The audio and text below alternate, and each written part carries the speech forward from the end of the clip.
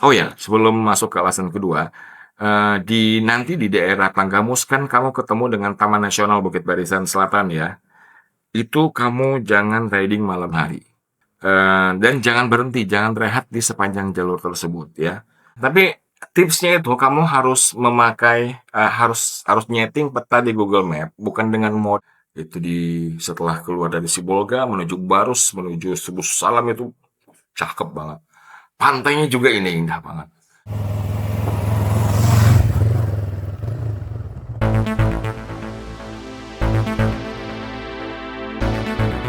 Hai, halo, assalamualaikum. Saya Pit Ade, domestic solo traveler. Kalau kalian pengen touring ke kilometer 0 Indonesia di Sabang dari Pulau Jawa, jalur terbaik itu adalah jalur lintas barat Sumatera. Karena kenapa? Karena dibandingkan dengan dua jalur lainnya, yakni lintas timur dan lintas tengah, jalur lintas barat Sumatera ini relatif lebih aman. Dan itu bukan cuma sekedar doktrin ya, bukan cuma sekedar omon-omon gitu kan.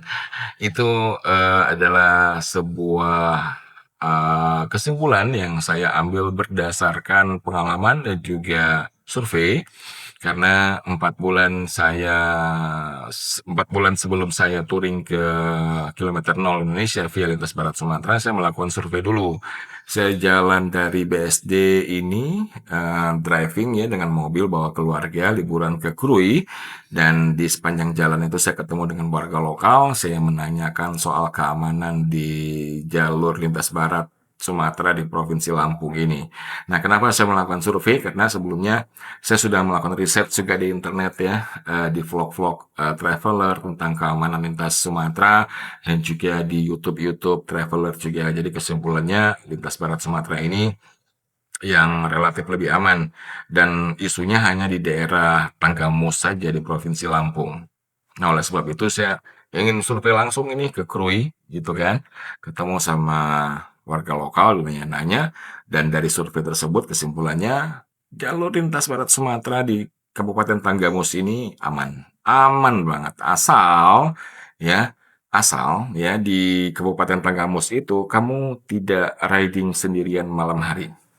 Eh, dan juga tidak berhenti sembarangan. Kalau mau berhenti, itu berhenti saja di tempat di tempat keramaian ya seperti minimart ya atau juga di masjid dan lain sebagainya. Jangan berhenti sembarangan.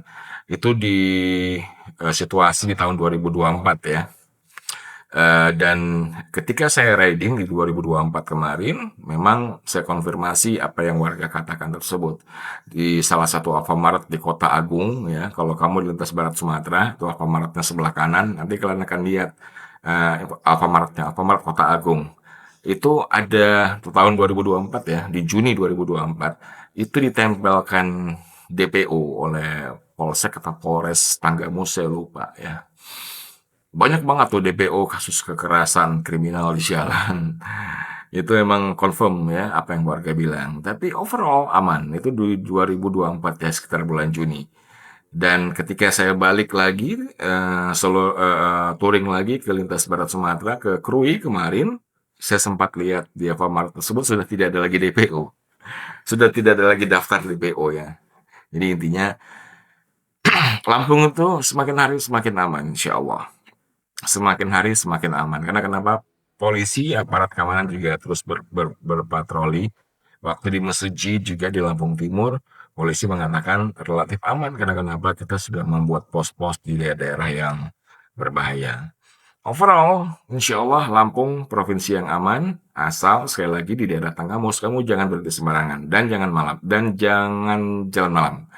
Intinya apapun yang saya ceritakan ini adalah konteksnya touring, riding di siang hari, bukan malam hari. Saya nggak memberikan rekomendasi buat kawan-kawan untuk riding di malam hari.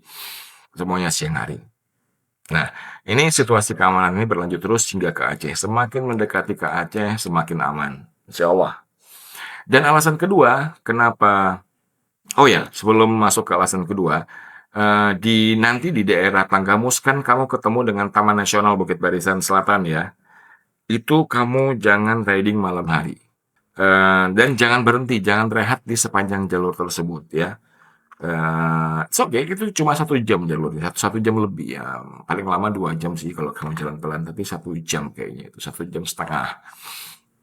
Dan yang rawannya itu cuma sejaman atau 45 menit atau setengah jam. Jadi jangan rehat, jangan berhenti di jalur Taman Nasional. Nanti kamu akan melihat gerbang. Gerbang kamu memasuki Taman Nasional Bukit Barisan Selatan hingga nanti pas keluar exitnya juga ada gerbang. Nah, di antara gerbang tersebut kamu jangan berhenti karena itu adalah kawasan harimau Sumatera. Nggak pengen kan lagi kamu ngopi di situ tiba-tiba ada si belang lewat. Nauzubillah min dzalik ya. Oke, situasi keamanan ini berlanjut terus sampai ke Aceh, semakin aman, insya Allah.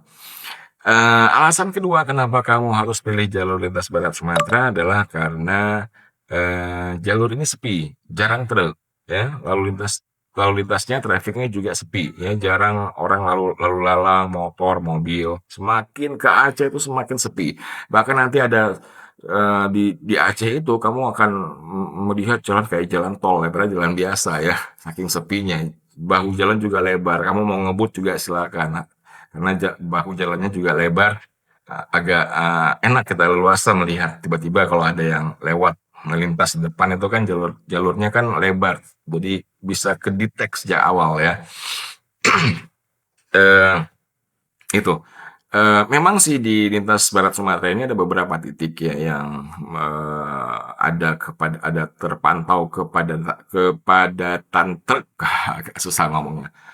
Truk yang padat itu pertama, kalau saat ini ya, minggu lalu saya ke Krui, saya melihat itu di daerah setelah kita keluar dari Bandar Lampung itu, mau masuk Pringsewu, terus setelah Pringsewu itu truknya tuh sudah padat banget ya, seperti Pantura gitu.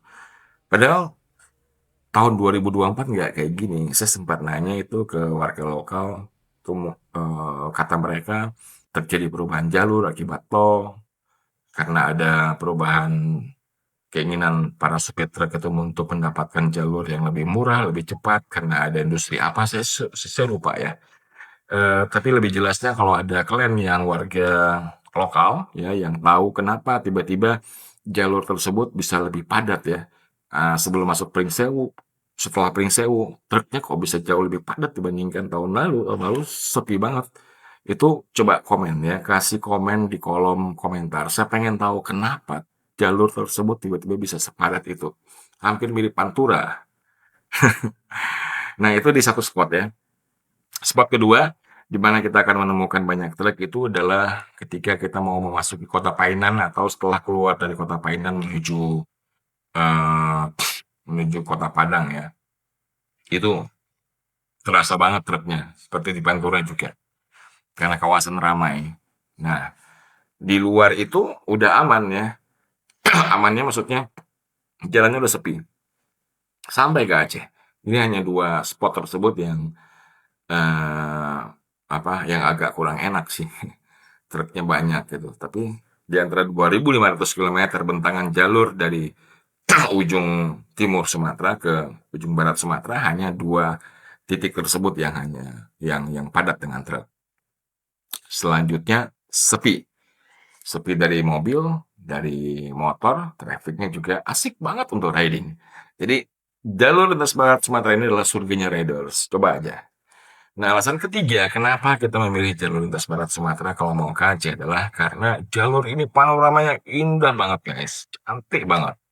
Di kiri itu pantai, laut ya, Samudra Hindia, di kanan itu ada bentangan Bukit Barisan. Jalurnya meliuk-liuk gitu kan. Di Bengkulu nanti kamu akan menemukan jalur di hutan, di kebun-kebun yang landscape-nya tuh kayak aduh, cakep banget ya. Tapi tipsnya itu kamu harus memakai harus nyeting peta di Google Map bukan dengan moda motor ya, tapi bukan dengan moda mobil ya, tapi modanya motor ya. Mengendarai dengan motor, jangan mobil. Karena kalau mobil kamu akan diarahkan ke jalur nasional aja, jadi nggak banyak kombinasinya. Kalau motor kan dibuat shortcut. Jadi di Bengkulu tuh saya masuk ke shortcutnya di luar jalan nasional ternyata, cakep banget. Walaupun jalannya agak sedikit rusak, tapi selebihnya bagus. Itu jalurnya di perkebunan yang, cakep banget. Naik gunung kita bisa manuver, asik Bengkulu. Nah, terus Nanti di Bukit Tinggi kita akan di tengah-tengah Sumatera juga jalurnya pegunungan. Kita nanti akan turun lagi ke arah Sibolga, ya. Itu setelah keluar dari Sibolga menuju Barus, menuju Subuh Salam itu cakep banget. Pantainya juga ini indah banget. Cakep banget lintas barat Sumatera. Hingga kamu masuki Subuh Salam nanti, Subuh Salam itu juga panoramanya juga memukau dan juga melalui lintas pantai barat Aceh juga itu dari Calang kamu akan menemukan pemandangan yang asik sampai ke kilometer 0 di Sabang nanti.